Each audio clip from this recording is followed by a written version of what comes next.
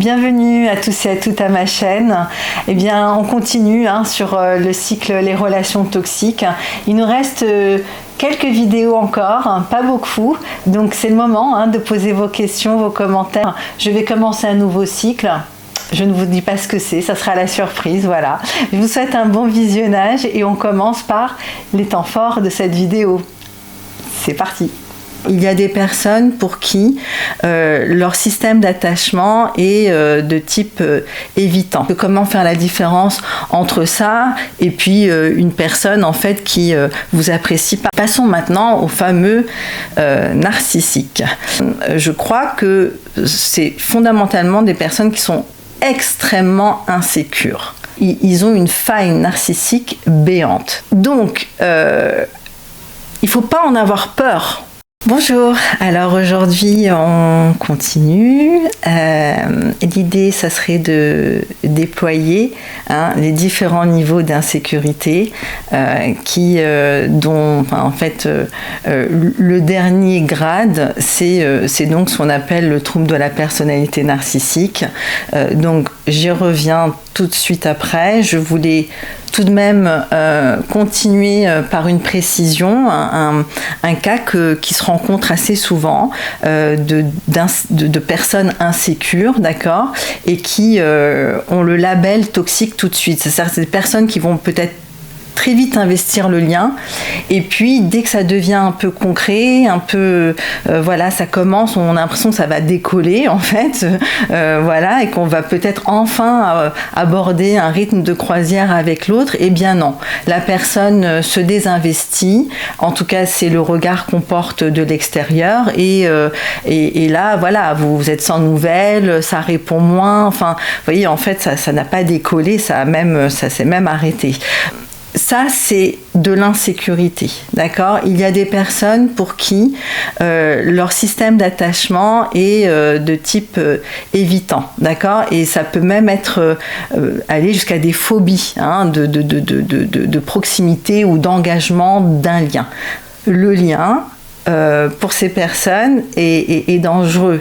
Il l'a blessé, il a la croyance de un lien, ça fait mal, d'accord ? Je suis en danger dans ce lien parce que je réinvestis mon cœur. Donc la personne, elle est réactivée dans ses émotions et puis elle s'y refuse, d'accord ? Et donc elle fait volte-face. Alors même que très probablement, cette personne souhaite comme vous d'être amoureux, de rencontrer quelqu'un avec qui elle va pouvoir établir quelque chose. Alors, vous voyez que c'est complexe parce que comment faire la différence entre ça et puis une personne en fait qui vous apprécie pas. C'est là où il faut quand même, voilà, ça demande de pouvoir observer finement, peut-être poser des questions, comprendre un peu quel est le passé de cette personne. Enfin, on s'intéresse à l'autre en réalité, c'est tout. On n'est pas en train de... on va pas faire un questionnaire, certainement pas, mais d'être attentif en fait à l'autre dans sa sensibilité. Ça m'a fait... je me suis posé la question si elle était en mesure, si elle était disponible pour une relation maintenant. Enfin, voilà. Donc, prêtez attention à ces petites intuitions que vous pourriez avoir comme ça, qu'on met souvent sur le côté, qu'on labellise de drapeaux rouges, mais pour moi, ce ne sont pas des drapeaux rouges. Encore une fois, il ne faut pas avoir peur du lien. C'est une rencontre et puis on voit comment ça évolue. Donc, voilà. Encore un extra exemple de situation où c'est pas votre responsabilité, d'accord ? L'autre arrive comme ça, c'est pas vous qui l'avez créé comme ça, et puis ça ne décolle pas. Voilà. Passons maintenant au fameux narcissique.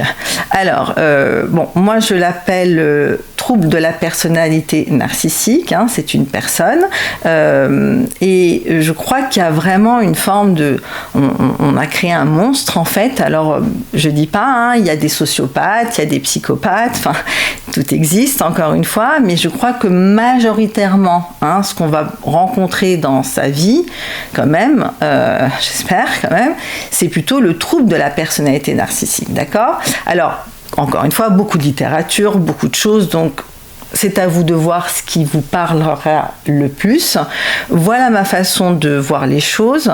Je crois que c'est fondamentalement des personnes qui sont extrêmement insécures. C'est l'échelon maximal de l'insécurité. Il y a une faille, d'ailleurs ça c'est très psychanalytique, ils ont une faille narcissique béante. C'est-à-dire que l'apparence qu'elles donnent, ces personnes-là, de confiance, d'accord, est inversement proportionnelle, d'accord, à la béance de la faille narcissique. Donc, il ne faut pas en avoir peur, qu'en réalité, c'est l'insécurité, d'accord, masquée, on parle même du masque narcissique, masquée par une forme de confiance, de choses comme ça. Alors, ce qui est sûr, c'est que dans leur structuration, dans la structuration de ce trouble, on retrouve comme un arrêt, vous voyez, du développement au stade de l'enfant de 3-4 ans.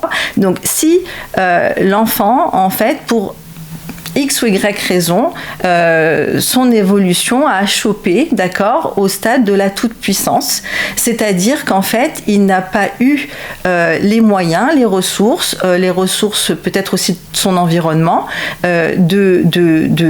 d'accepter la frustration, d'accord, c'est-à-dire de faire le deuil de la toute-puissance. Alors, ça reste en l'état. Un enfant, c'est important qu'il soit dans la toute-puissance. Attention, c'est important. Et ce que va faire l'environnement, c'est petit à petit lui permettre d'accepter qu'il ne peut pas avoir tout de suite, ou exactement ce qu'il veut, va lui apprendre à différer la satisfaction d'une envie. Je veux aller tout de suite là. Non, mais aujourd'hui, c'est pas possible, mais on fera ça la semaine prochaine. Et donc, être dans cette patience d'expliquer que c'est pas un non définitif, mais c'est un non pour tout de suite, et on diffère ça. Donc, vous voyez, de ne pas avoir pu faire le deuil de la toute-puissance, ça bloque la personne en réalité, parce que tout ce qui ne va pas dans son sens devient une source de...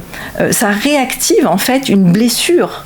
J'ai l'air comment dirais-je, on va dire d'excuser le narcissique. Je dis ce qui est, d'accord, je n'excuse et je n'inculpe personne, on est bien d'accord. On est en train d'essayer de mettre des mots sur ce qu'on a mal vécu dans nos relations avec certaines personnes.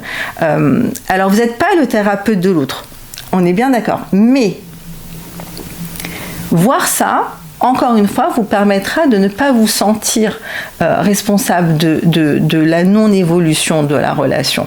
Parce qu'avec ces personnes, quelque part, il faut être soumise ou alors trouver un bénéfice à être, comment dirais-je, à aider l'autre, à être tout le temps là pour l'autre, disponible. Vous voyez, et c'est là où on rentre dans le fameux couple empathe narcissique dont tout le monde a horreur.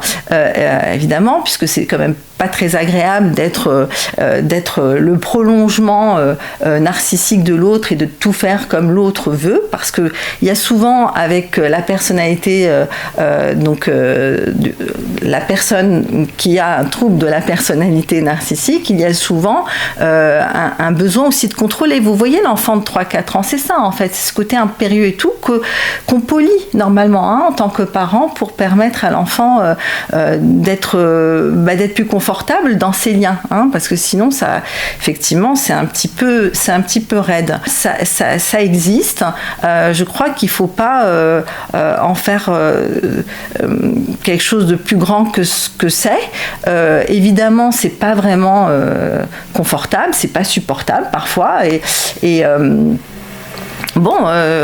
encore une fois, c'est pas votre responsabilité, d'accord ? comment savoir si j'ai affaire à une personne, on va dire, soit qui a des traumas qu'elle projette, soit voilà, d'insécurité jusqu'aux troubles narcissiques. Eh bien, encore une fois, écoutez votre corps.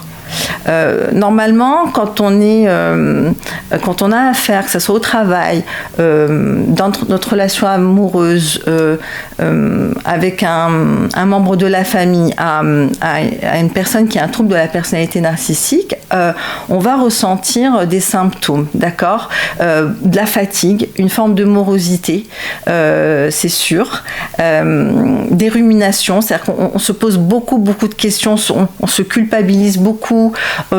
Et ça, c'est pour les personnes quand même voilà, sensibles. C'est celles qui regardent les vidéos pour les relations toxiques, ça c'est évident. Donc j'adapte le symptôme à ces personnes-là aussi. On va ressentir une énergie un peu stagnante, un peu lourde. Vous voyez, comme si on ne pouvait plus rien faire, on n'a pas trop envie de faire. C'est pas de la dépression, vous voyez, c'est une forme de lourdeur dans nos énergies. Donc encore une fois, voilà, là, autre exemple du corps qui sait. Hein, il sait si ça se passe bien, si on est bien, si c'est OK pour nous ou si c'est pas OK pour nous. Voilà. Vraiment, n'hésitez pas à me poser des questions. Peut-être que ça me permettra d'avoir des nouvelles idées de vidéos. Je compte aussi faire ce qu'on appelle un live. Au mois d'août, on verra selon le nombre d'abonnés. Je vais essayer d'attendre un petit peu. J'ai hâte en tout cas de pouvoir faire un live avec vous et de pouvoir répondre en fait en direct aux questions.